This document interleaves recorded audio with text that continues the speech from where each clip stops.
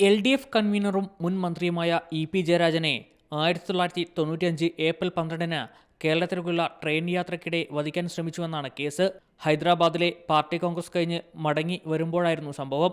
രാവിലെ 10 മണിക്ക് വാഷ് ബേസിനടുത്ത് വെച്ചായിരുന്നു ജയരാജന് കഴുത്തിൽ വെടിയേറ്റത്. ഒന്നാം പ്രതി വിക്രം ചാലിൽ ശശി വെടി ഉതിർക്കുകയായിരുന്നുവെന്നായിരുന്നു കേസ്. പേട്ട ദിനേശൻ, TP രാജീവൻ, ബിജു, K സുധാകരൻ എന്നിവരാണ് മറ്റു പ്രതികൾ.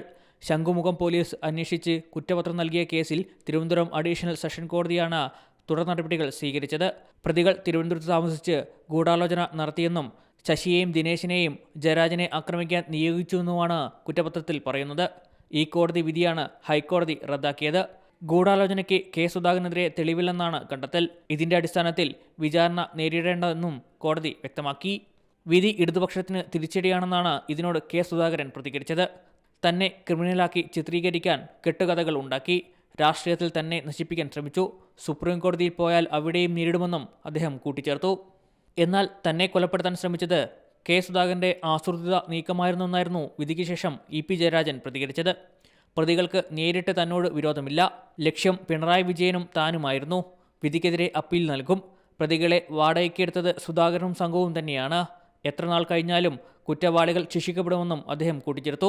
മുമ്പ് സി മലയാളം ന്യൂസിന് നൽകിയ അഭിമുഖത്തിലും K സുധാകരന്റെ ഗൂഢാലോചനയെക്കുറിച്ച് EP പറഞ്ഞിരുന്നു.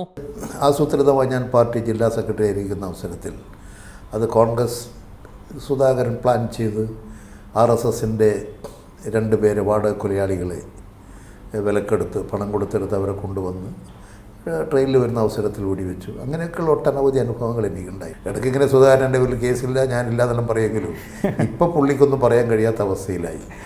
ഏതായാലും കോൺഗ്രസ് സുധാകരൻ ആസൂത്രണം ചെയ്ത് വാടക കൊലയാളികളെ വിലക്കെടുത്ത് നടത്തിയിട്ടുള്ളൊരു സംഭവമായിരുന്നു.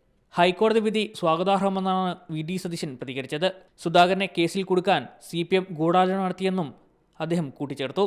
വിധിക്കെതിരെ അപ്പീൽ നൽകാൻ EP ജയരാജൻ ഒരുങ്ങുമ്പോൾ ഹൈക്കോടതി വിധിയിൽ താൽക്കാലിക ആശ്വാസത്തിലാണ് K സുധാകരനും കോൺഗ്രസും. C Malayalam news, Thiruvananthapuram.